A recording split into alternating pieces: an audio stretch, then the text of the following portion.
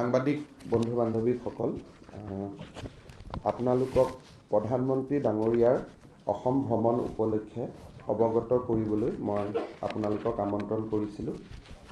প্ৰধানমন্ত্ৰী নৰেন্দ্ৰ মোদী ডাঙৰীয়া অহাকালি গুৱাহাটীত নিশা 7:30 বজাত অৱতৰণ কৰিব। নিশাটো তেখেতে আমাৰ ৰাজ্যিক অতিথিশালাত কটাব আৰু কালি নিশা তেখেতৰ চৰকাৰী কাৰ্যসূচী নাই যদিও ভাৰতীয় জনতা পাৰ্টিৰ যিটো কোৰ কমিটি, ৰাজ্যিক কোৰ কমিটি, সেই কোৰ কমিটিৰ সৈতে তেখেতে এটা আলোচনাত মিলিত হ'ব আৰু তাৰ পিছত নিশা তেওঁ ৰাজ্যিক অতিথিশালাত কটাব। তেখেতৰ যিটো প্ৰধান চৰকাৰী কাৰ্যসূচী আছে, সেই চৰকাৰী কাৰ্যসূচীত দিনৰ 11:30 বজাত গুৱাহাটীৰ খানাপাৰা খেলপথাৰত, ভেটেনাৰী খেলপথাৰত তেখেতে অসমবাসী ৰাইজক সম্বোধন কৰিব আৰু ৰাজ্য চৰকাৰ আৰু কেন্দ্ৰীয় চৰকাৰৰ কেইবাটাও প্ৰকল্পৰ শুভ উদ্বোধন কৰিব। ৰাজ্য চৰকাৰৰ উদ্যোগত হ'বলগীয়া প্ৰজেক্ট কেইটাৰ বিষয়ে মই আপোনালোকক অৱগত কৰিব খুজিছোঁ, যাতে এটা সম্যক ধাৰণা হয় যে কোনকেইটা প্ৰকল্প তেখেতে শুভ উদ্বোধন কৰিব। প্ৰথম যিটো আঁচনি PM ডিভাইন, যিটো প্ৰধানমন্ত্ৰী ডাঙৰীয়াই উত্তৰ পূৰ্বৰ কাৰণে আৰম্ভ কৰিছিলে, সেই PM ডিভাইন আঁচনিৰ অধীনত আমি মা কামাখ্যা দিব্যলোক পৰিযোজনা, যাক চমুকৈ কামাখ্যা কৰিডৰ বুলি কম, সেই কামাখ্যা কৰিডৰৰ তেখেতে আধাৰশিলা স্থাপন কৰিব আৰু এই প্ৰকল্পৰ ব্যয় 498 কোটি টকা ধাৰ্য কৰা হৈছে আৰু এই সমুদায় ধন PM ডিভাইন আঁচনিৰ জৰিয়তে কেন্দ্ৰীয় চৰকাৰৰ পৰা ৰাজ্য চৰকাৰে লাভ কৰিব। মাটি অধিগ্ৰহণ আদি কৰাৰ নামত কিছু অতিৰিক্ত ধন খৰচ হোৱাৰ সম্ভাৱনা আছে, যি ৰাজ্য চৰকাৰে বহন কৰিব। মই কৰিডৰটো আপোনালোকক ভিডিঅ'ৰ জৰিয়তে অলপ পিছতে দেখুৱাবৰ বাবে যত্ন কৰিম।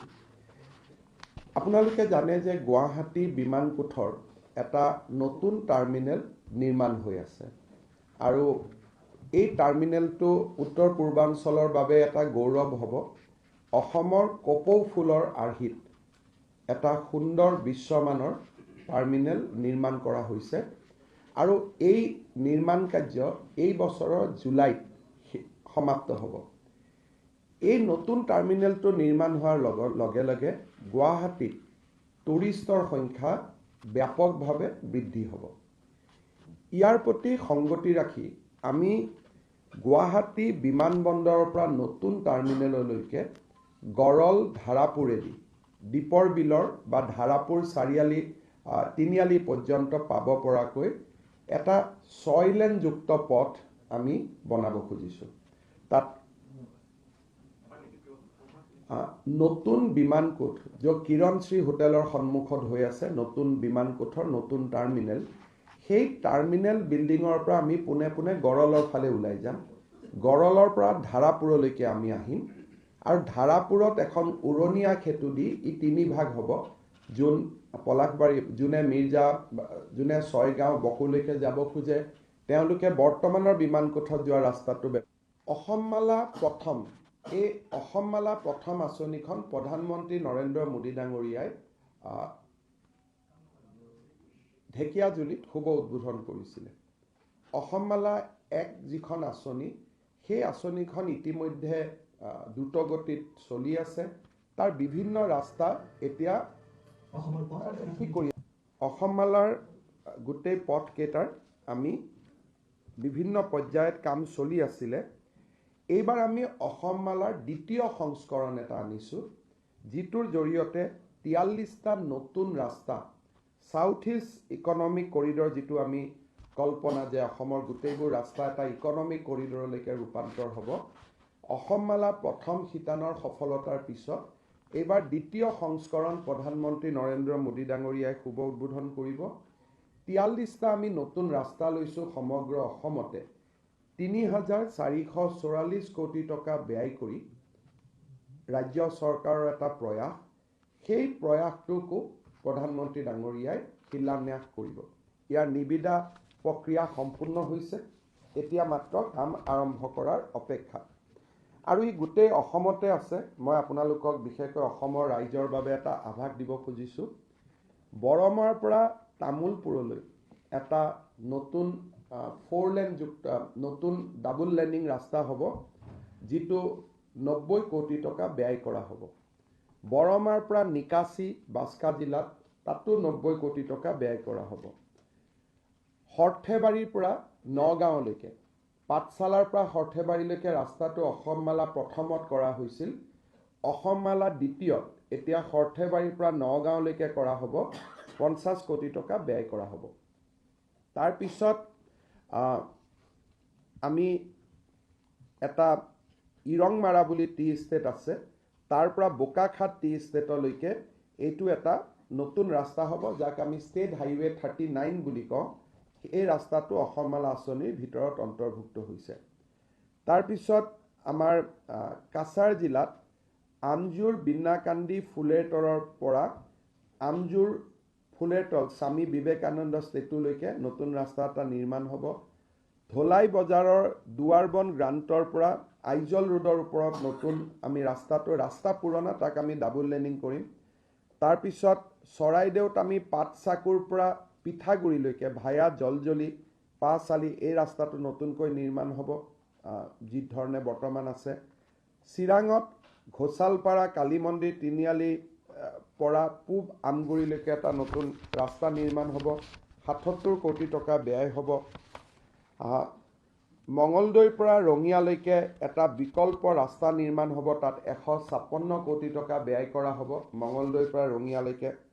তাৰপিছত বুটিকৰৰ পৰা ঘিলামাৰালৈকে ধেমাজিত এটা নতুন ৰাস্তা নিৰ্মাণ কৰা হ'ব, 52 কোটি টকা।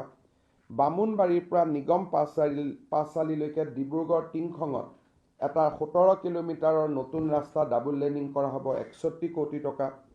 লাহোৱাল নতুন আলিত টিংৰাই তিনিআলিলৈকে তাতো এটা নতুন ৰাস্তা ডিব্ৰুগড় জিলাত নিৰ্মাণ হ'ব।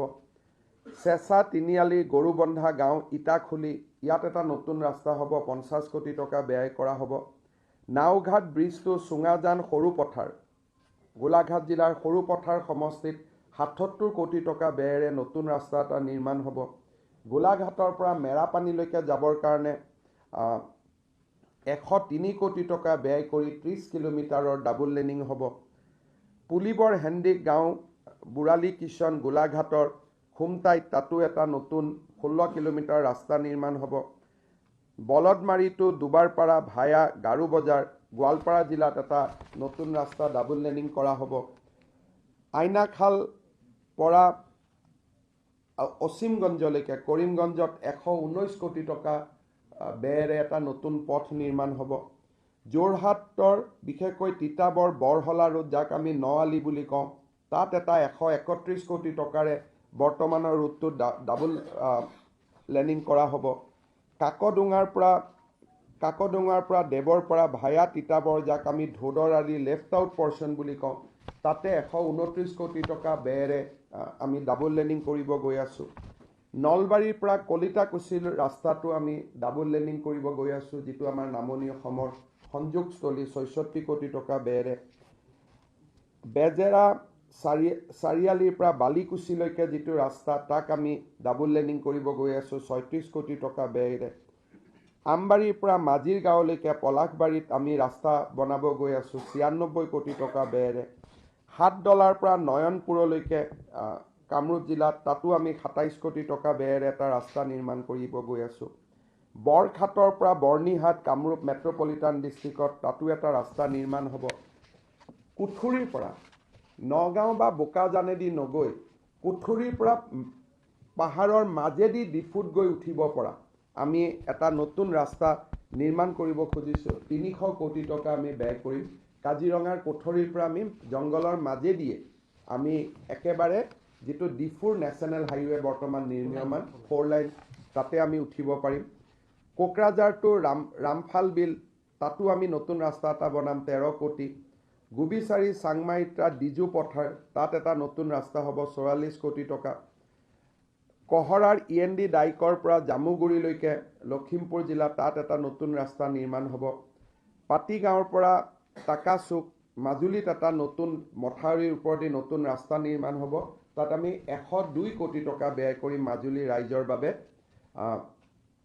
ব্ৰহ্মপুত্ৰ ডাইকৰ পৰা পাতিগাঁৱলৈকে পাতিগাঁৱৰ পৰা তাৰাচুক বহুত ডাঙৰ প্ৰজেক্ট এটা হ'ব।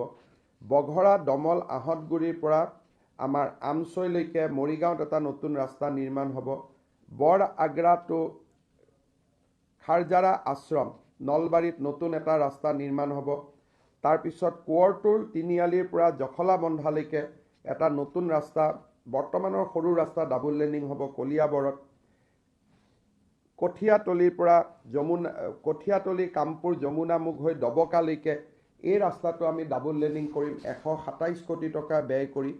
তাৰপিছত আমাৰ নাজিৰা টাউনৰ পৰা একেবাৰে নাজিৰা যিটো আমাৰ ইণ্টাৰ ডিষ্ট্ৰিক্ট ফেৰীঘাট আছে ONGC তিনিআলিৰ পৰা নাজিৰাত, তাৰ পৰা আমি দিখৌমুখলৈকে এটা নতুন ৰাস্তা নিৰ্মাণ কৰিম 100 কোটি টকাৰে। তাৰপিছত চতিয়া সমষ্টিত সিজুচা ইটাখোলাৰ পৰা সিজুচা ইটাখোলাৰ এই পইণ্টটোত আমি নতুন ৰাস্তা নিৰ্মাণ কৰিম। তাৰপিছত বালিপাৰা ভালুকপুঙৰ পৰা আমি লখৰালৈকে চতিয়া সমষ্টিতে নতুন ৰাস্তা এটা নিৰ্মাণ হ'ব। তেজপুৰৰ পৰুৱা চাৰিআলিৰ পৰা তেজপুৰ বিশ্ববিদ্যালয়লৈকে যোৱা গোটেই ৰাস্তাটো বৰ্তমান খুব বেয়া অৱস্থা, তাক আমি ডাবল লেনিং কৰি নিৰ্মাণ কৰিম 110 কোটি টকা।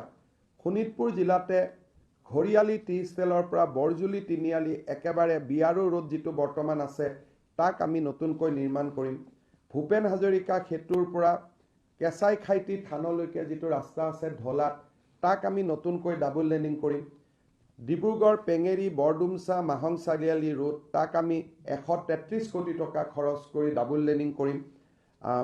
বেংডুবিৰ পৰা নাওকাটা ওদালগুৰি জিলাত আমি 115 কোটি টকা খৰচ কৰি নতুনকৈ নিৰ্মাণ কৰিম।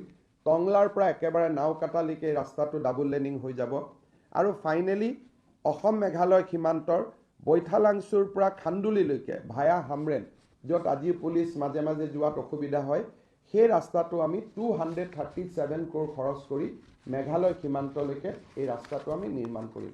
ইটছ এ বিগ এম্বিচিয়াছ প্ৰজেক্ট আৰু এই প্ৰজেক্টটোৰো প্ৰধানমন্ত্ৰী নৰেন্দ্ৰ মোদী ডাঙৰীয়াই আধাৰশিলা কৰিব আৰু আমি লগে লগে কাম আৰম্ভ কৰিম।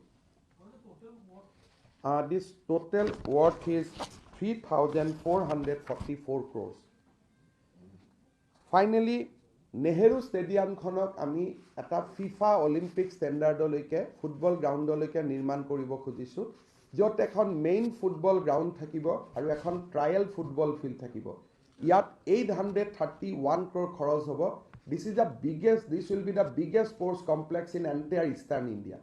ইমান ডাঙৰ স্পৰ্টছ কমপ্লেক্স কেতিয়াও হোৱা নাই আৰু তাতে অসমৰ গোটেইবোৰ স্পৰ্টছ এছ'চিয়েশ্যনৰ কাৰ্যালয় থাকিব। This is one of the biggest sports complex, যিটো মই deliberately I am using the word eastern India, not only north east. It will be the best among Bengal, Orissa, Bihar, Jharkhand সকলোৰে ভিতৰত this will be the best sports complex. চন্দ্ৰপুৰত আমি national games পতাৰ কাৰণে তাতে এটা মাল্টি ফেচিলিটি এটা স্পৰ্টছ কমপ্লেক্স হ'ব, তাৰো প্ৰধানমন্ত্ৰী ডাঙৰীয়াই আধাৰশিলা কৰিব। গুৱাহাটী মেডিকেল কলেজৰ বৰ্তমান বিল্ডিংটোৰ পৰিৱৰ্তে আমি নিউ এজ এটা নতুন হস্পিটেল বনাব খুজিছোঁ। তাত 3,500 পেচেণ্টে ট্ৰিটমেণ্ট ল'ব পাৰিব এট এ টাইমত, এণ্ড দ্য প্ৰজেক্ট কষ্ট will be 3,250 crore. This will become the Guwahati Medical College will become the biggest medical center in the Eastern India.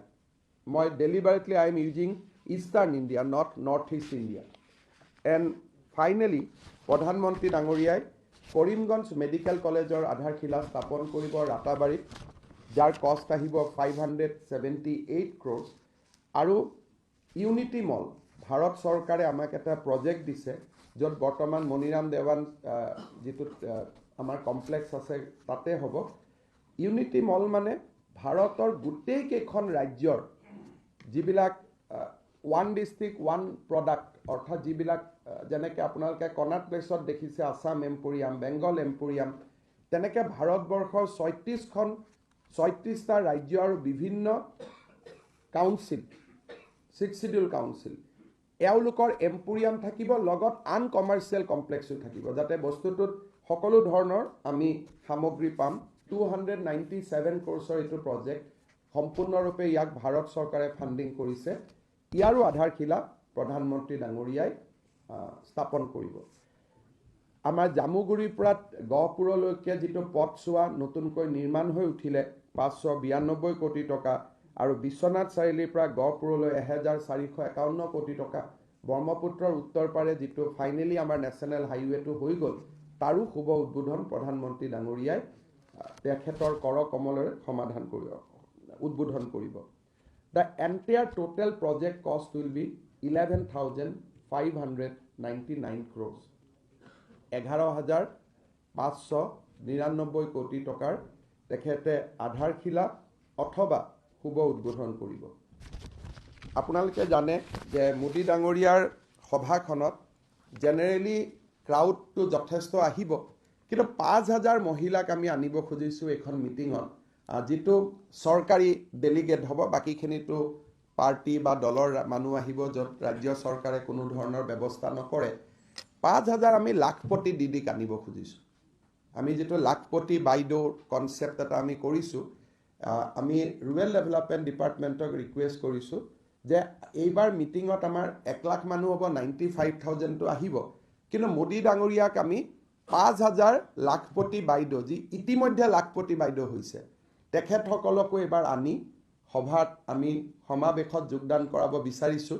কিন্তু মানুহৰ ভিৰত তেওঁলোকক ডিচিপ্লিন কৰি বহুৱাব পাৰিম নে নাই মই নাজানো, কিন্তু আমি প্ৰচেষ্টা এটা ল'ব খুজিছোঁ যে 1 লাখ 1.5 লাখ যি মানুহ হ'ব, 5,000 আমি লাখপতি বাইদেউক আনিব পাৰোঁ নেকি, তাৰো এটা প্ৰচেষ্টা আমি কৰিছোঁ। আৰু ষ্টেট গভৰ্ণমেণ্টৰ পৰা এইটোৱে কণ্ট্ৰিবিউশ্যন হ'ব, বাকীখিনি স্বাভাৱিকভাৱে পাৰ্টিৰ ফালৰ পৰা মবিলাইজ হ'ব, ৰাইজ আহিব, নিজে আহিব। কিন্তু আমাৰ ফালৰ পৰা আমি 5,000 মহিলাক, যি ইতিমধ্যে লাখপতি হৈছে, তেওঁলোকক আমি আনাৰ কাৰণে এটা প্ৰয়াস কৰিছোঁ। আজি তাৰ ওপৰত মিটিং হ'ব, সম্ভৱ হয় নে নহয় মই ক'ব নোৱাৰোঁ, কিন্তু তাৰ প্ৰচেষ্টা আমি কৰিব খুজিছোঁ। যিনে অলৰেডি উপাৰ্জন কৰি লাখপতি হৈছে, আমি যিটো তেওঁলোকৰ ইকনমিক বেঞ্চমাৰ্ক ৰাখোঁ যে এই বছৰ ব্যৱসায় কৰি কিমান হ'ল, অহা বছৰ কিমান হ'ল, যাৰ 1 লাখ হৈছে, আৰু 1 লাখ হোৱা মহিলা আমাৰ 6 লাখ আছে। টোটেল 40 লাখ আত্মসহায়ক গোটৰ সদস্য অসমত আছে, তাৰে 6 লাখ মহিলা ইতিমধ্যে লাখপতি হৈছে। যেটা যোৱাকালি নিৰ্মলা সীতাৰামন ডাঙৰীয়ায়ো তেখেতৰ ভাষণত লাখপতি দিদিৰ কথা কৈছে, আমি অসমত লাখপতি বাইদেউ বুলি কওঁ।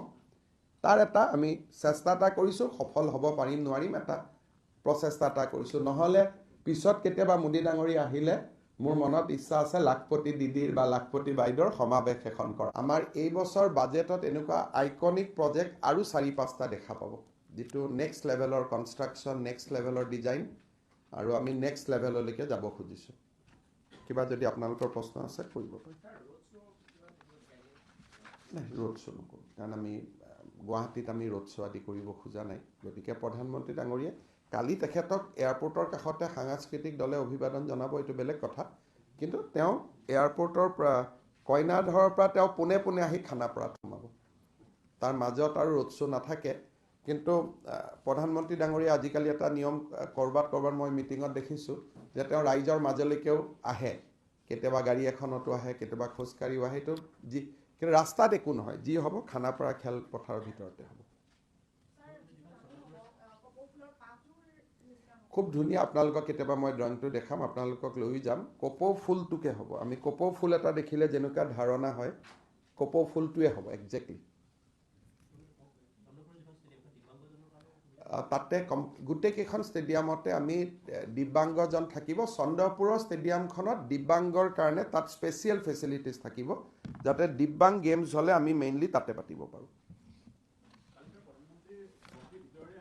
তেখেত আহোঁতে গুৱাহাটীৰ ভিতৰেদি আহিব, আৰু যাওঁতে ৰাতিপুৱা, যিহেতু ৰাতি নেশ্যনেল হাইৱেত কনষ্ট্ৰাকশ্যন হৈ আছে, সেইকাৰণে আমি এতিয়া গুৱাহাটীৰ মাজেদি আনিম। ছিকিউৰিটিৰ ফালৰ পৰা ঠিক নহয় নেশ্যনেল হাইৱেদি অনাটো, বিভিন্ন কনষ্ট্ৰাকশ্যন চলি আছে, কিন্তু ঘূৰি যাওঁতে যিহেতু দিনতেই ঘূৰি যাব, তেওঁ নেশ্যনেল হাইৱেদি ঘূৰি যাব। আমি কৰা নাই, আমি ব্যৱস্থা কৰা নাই, কাৰণ ৰাতিও হ'ব, নিশাও হ'ব, আৰু কোনোবা নিজে আহিলে আহিব, আমাৰ ফালৰ পৰা আমি কৰা নাই। আমি কংগ্ৰেছৰ কাৰণে যিটো নিয়ম কৰিছোঁ সেই নিয়মটো আমিও নিজে পালন কৰাৰ কাৰণে চেষ্টা কৰিছোঁ।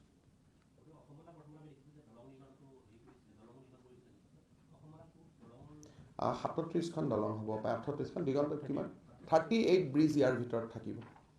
আৰু আপোনালোকক এটা মই আৰু এটা ভাল খবৰ জনাব খুজিছোঁ, গুৱাহাটী পলাশবাৰী ব্ৰিজখনৰো টেণ্ডাৰ হৈ গ'ল। L&Tয়ে ব্ৰিজখন পাইছে অলৰেডি, তেওঁলোকক লেটাৰ অফ দিয়া হৈ গ'ল। নাৰেংগী কুৰুৱাৰখন আৰু এমাহৰ কাম আছে। টেণ্ডাৰ হৈ গৈছে, লেণ্ড একুইজিশ্যনৰ কামো আৰম্ভ হৈ গৈছে।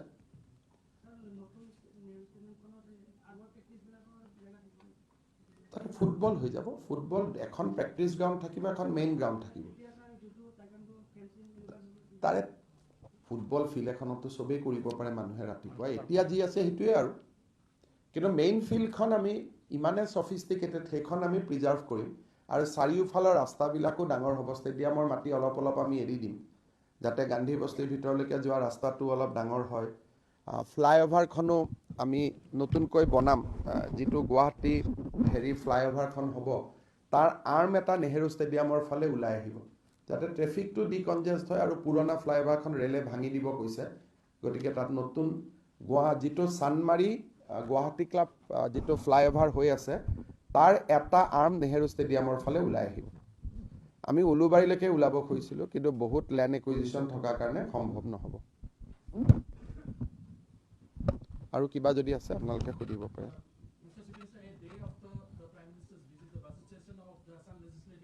Yes. If you can throw some light on what the bills that are expected.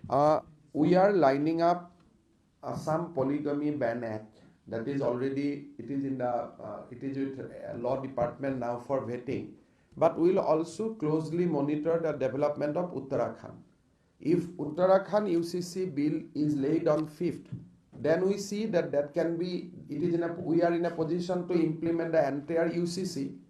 Then we will see that also, because our assembly is on 12th, so we have some time.